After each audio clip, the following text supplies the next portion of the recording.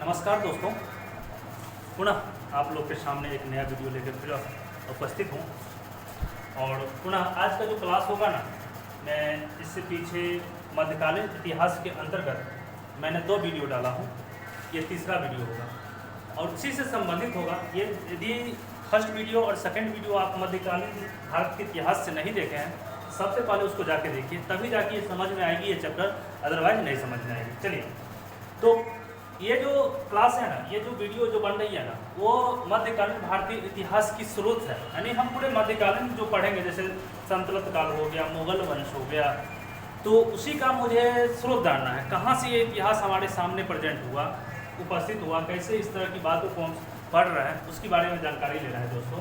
तो सबसे पहले आइए, मध्यकालीन भारतीय इतिहास को मैंने 2 भाग में बांटा है। एक संतलत कालीन स्रोत, जिसका कालखंड होता है 1206 से लेके 1526। दोस्तों याद रखना, संतलत कालीन जो समय होता है वो 1206 से लेके 1526। और मुगल कालीन स्रोत के बारे में हम लोग जानेंगे चलो दोस्तों, तो 1526 से लेके 1707, ये दोनों के बीच में होती है। तो सबसे पहले मेरा ये जो वीडियो होगा ना, ये तीसरा वीडियो होगा। ये तीसरा वीडियो होगा मध्यकालीन से संबंधित।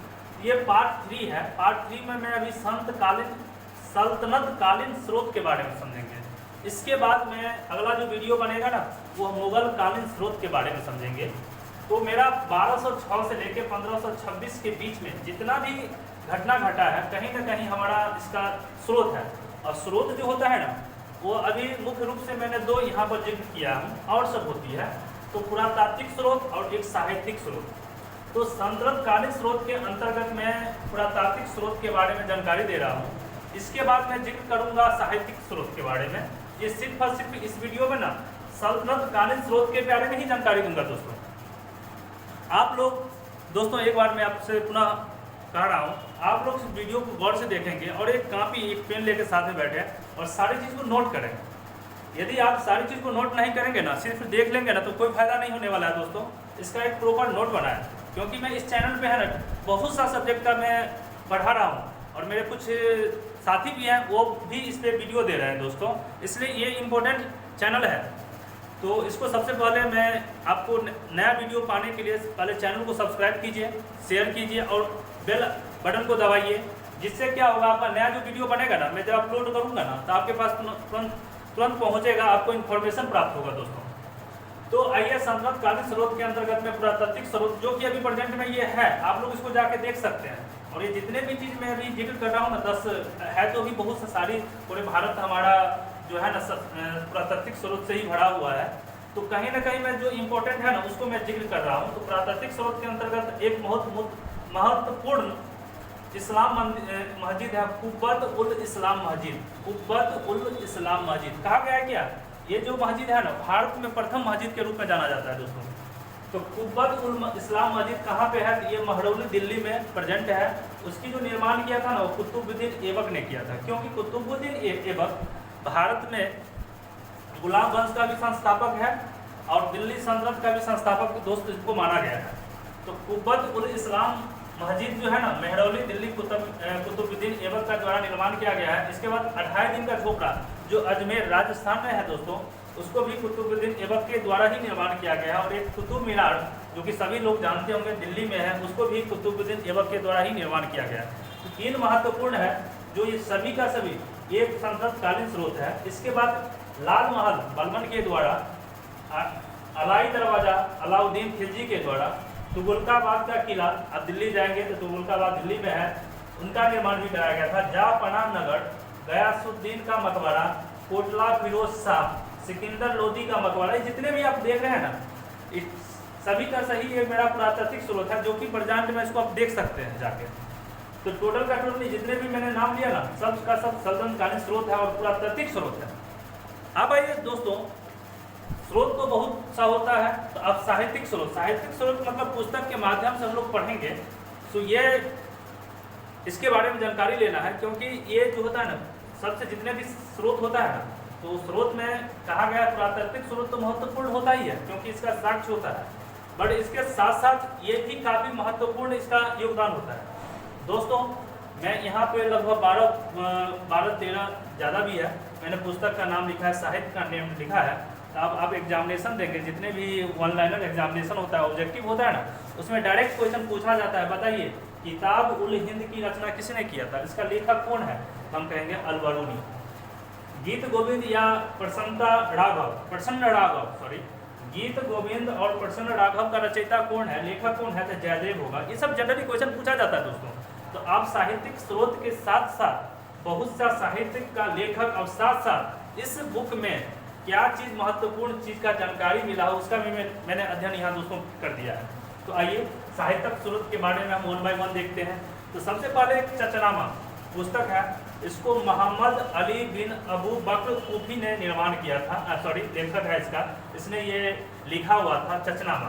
तो चचनामा में है क्या, तो देखिए चचनामा में इस चीज़ का जिक्र किया गया। सो भारत में है ना, पहला जो आक्रमण किया गया था ना, वो अरबों के द्वारा किया गया। और साथ साथ हम जानते हैं मोहम्मद बिन कासिम है ना, 712 AD में भारत के सिंध क्षेत्र में आक्रमण किया था दोस्तों। तो ये दोनों का दोनों महत्वपूर्ण पॉइंट हो जाता है। इसकी जो जानकारी मिला है ना, वो चचनामा में मिला है। क्या मिला है, फिर आइए, मध्यकाल में भारत पर आक्रमण करने वाला अरबों था, साथ साथ मोहम्मद बिन कासिम सिंध पर आक्रमण किया था 712। ये जो दो महत्वपूर्ण पॉइंट है ना, वो चचनामा में ये बात का जिक्र किया गया, इसकी जानकारी मिला है। अगला पॉइंट दोस्तों, किताब उल यामनी की रचना कुतुबी ने किया था। इसमें किताब उल यामनी में ना गजनी वंश के साथ मोहम्मद गजनी की जानकारी मिलता है। चलिए, शाहनामा फिरदौसी इसकी रचना किया, फिरदौसी ने इस शाहनामा का लेखक है, रचना किया था, लिखा हुआ था। उसने गजनी वंश के साथ मोहम्मद गजनी द्वारा भारत पर जो आक्रमण किया जाता है ना, उसके बारे में जानकारी मिला है। इसके बाद आइए, किताब उल हिंद अल-बरूनी, बहुत महत्वपूर्ण है दोस्तों, बहुत बार एग्जामिनेशन में पूछा जाता है। तो किताब उल हिंद की रचना किसने किया है, अल-बरूनी ने किया है। इसमें क्या है, ये लोग जब भारत में आए ना, तो भारत की सामाजिक, आर्थिक, राजनीतिक, सांस्कृतिक, साथ साथ भारत में उस वक्त पर्व हो रहा था, तैयार हो रहा था, बहुत सा अंधविश्वास था, यानी भारत में जो भी चीज़ देखा ना, उसने क्या किया, अल-बरूनी ने किताब उल हिंद की पुस्तक में सभी चीज़ को लिख दिया था। तो कभी कभी पूछा जाता है, भारत की सामाजिक, आर्थिक या पर्व त्योहार या अंधविश्वास की अंधविश्वास मध्यकाल में किस लेखक ने इस चीज़ को जिक्र किया हुआ था, तो मेरा आंसर होगा अल-बरूनी। किस पुस्तक के माध्यम से, तो किताब उल हिंद। दोस्तों, मैं आशा करता हूँ आप लोग ये चीज़ समझ रहे होंगे, बात को समझना होगा। बार बार इस चीज़ को यदि समझ में नहीं आ रहा है तो बार बार इस वीडियो को देखिए, रिप्लाई करके, आशा करते हैं आप समझ में आ जाएगा। मुझे जहाँ तक मैं पूरा कोशिश करता हूँ, तो आपको कहीं भी और चैनल देखने की जरूरत नहीं पड़े, क्योंकि मैं बहुत काफ़ी एक सिस्टमैटिकली ढंग से मैं इसको प्रस्तुत कर रहा हूँ आप लोग के सामने दोस्तों। इसलिए इस वीडियो को आप लोग देखिए, शेयर कीजिए, सब्सक्राइब कीजिए और अन्य लोग को भी पहुंचाने का काम करें दोस्तों। अब आइए, तबकात ए नासरी मिनहास उस सिराज ने इस पुस्तक की रचना किया था। और गुलाम वंश की जानकारी मिलती है, जो कि दिल्ली सल्तनत की प्रथम वंश की पूछा जाता है। दिल्ली सल्तनत की प्रथम वंश किसे कहा गया, तो गुलाम वंश। इसको दूसरा नाम ममूलक वंश भी जाना जाता है, डायनेस्टी वंश, डायनेस्टी। अब आइए, रहला या किताब उल रहला की रचना किसने किया हुआ था दोस्तों, तो इब्न बतूता। इब्न बतूता एक मोरक्को के यात्री थे। रहला या किताब उल रहला, रहला या किताब उल रहला की रचना किसने किया था, तो इब्न बतूता, बहुत महत्वपूर्ण है। तुगलक वंश की जानकारी, मोहम्मद बिन तुगलक के दरबार में ये आए हुए थे इब्न बतूता। साथ साथ इब्न बतूता को दिल्ली का न्यायाधीश बना दिया गया था, काजी बना दिया गया था, उसकी योग्यता को देखते हुए। किसने, तो मोहम्मद बिन तुगलक। तो रहला मोहम्मद बिन तुगलक के दरबार में इब्न बतूता आए हुए थे। वो पूछा जाता है इब्न बतूता कहाँ का रहने वाला था, तो मोरक्को का एक यात्री थे। इब्न बतूता के द्वारा कौन सा पुस्तक की रचना किया गया था, तो रहला या किताबुल रहला। अब आइए, अगला पॉइंट, तारिख ए फिरोज शाही। तारिख ए फिरोज शाही जियाउद्दीन बर्नी और फतवा ए जहादारी जियाउद्दीन बर्नी, ये फिरोज, इस दोनों बुक को, तारिख ए फिरोज शाही और फतवा ए जहादारी जहादारी, दोनों पुस्तक की रचना जो है ना जियाउद्दीन बर्नी साहब ने किए थे, या कहीं कहीं बर्नी सिर्फ बोला जाता है, बर्नी साहब ने किए थे। इसमें जो है ना फिरोज तुगलक के साथ साथ खिलजी वंश की जानकारी होता है। और साथ ही दोस्तों बर्नी जो है ना, जियाउद्दीन बर्नी है ना, खास करके फिरोज शाह तुगलक के बारे में काफी चीज को लिखा गया है। फिरोज शाह तुगलक ने कुछ समय के लिए बर्नी साहब को जेल में डाल दिया गया था। अब जेल में जब डाल दिया गया था ना, तो उसने क्या किया, जेल में बैठ के ही इस पुस्तक की निर्माण किया था, लिखा था। और उसने क्या किया, फिरोज शाह तुगलक का प्रशंसा किया हुआ था, तो इससे खुश होकर फिर इसको निकाल दिया जाता है जेल से। तो वही दोनों जो है ना जेल में लिखा गया था बर्नी साहब के द्वारा, तारिक ए फिरोज शाही, बहुत इंपॉर्टेंट है दोनों पुस्तक, पूछा जाता है एग्जामिनेशन में दोस्तों। तारिक ए फिरोज शाही, फतवा ए जहादारी किनके द्वारा लिखा गया है, तो जियाउद्दीन बर्नी।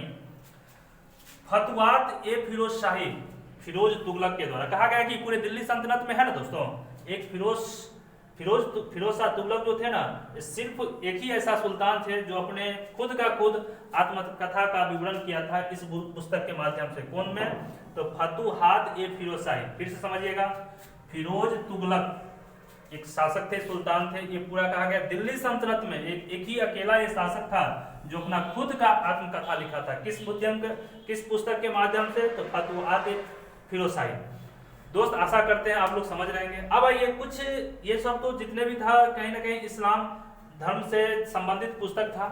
इसमें अरबी का प्रयोग किया गया था, उर्दू का प्रयोग किया गया था। साथ ही साथ दोस्तों हमारे भारतीय संस्कृति के अनुसार कुछ हिंदी में, संस्कृत में भी पुस्तक की रचना हुआ था, जिससे हम लोग को मध्यकालीन भारतीय इतिहास के स्रोत की जानकारी मिलती है। जैसे गीत गोविंद और प्रसन्न राघव दोनों पुस्तक है, इसकी रचना जयदेव ने किए हुए थे। मिताक्षरा विज्ञानेश्वर रचना किया हुआ था, और राज तरंगिणी कलहन, ये भी पुस्तक काफी, चारों जो पुस्तक आप देख रहे हैं काफी इंपॉर्टेंट है, डायरेक्ट पूछने की संभावना बनती है। गीत गोविंद की रचना किसने किया था, तो जयदेव। यदि प्रसन्न राघव की बात पूछा जाए तो जयदेव होगी। मिताक्षरा विज्ञानेश्वर और राज तरंगिणी कलहन ने इसकी रचना किया था। तो दोस्तों इस वीडियो में सिर्फ मैं मध्यकालीन भारतीय इतिहास के स्रोत के अंतर्गत सर्वकालीन स्रोत के बारे में जानकारी दिया था। अगला जो मेरा वीडियो होगा ना पार्ट 4, उसमें मुगल कालीन स्रोत के बारे में हम लोग समझेंगे, काफी इंपॉर्टेंट होगा। इस वीडियो को देखना नहीं भूलिएगा, नहीं तो फिर हमारा जो मध्यकालीन भारतीय इतिहास का जो स्रोत होगा ना पूरी तरह से अच्छे तरीके से समझ में नहीं आ जाएगा दोस्तों। इसलिए कोशिश करना है बहुत जल्द ही मैं अगला वीडियो लाऊंगा मुगल कालीन स्रोत, जो 1526 से लेकर 1707 के बीच में जो घटना घटा है ना उसके बारे में जानकारी दूंगा। दोस्तों आप लोग ने इस वीडियो को अंत तक देखा, इसके लिए काफी धन्यवाद। और अंततः एक बार पुनः कहता हूं, इस वीडियो को शेयर कीजिए, सब्सक्राइब कीजिए, बढ़ाइए आगे तक। Thank you very much.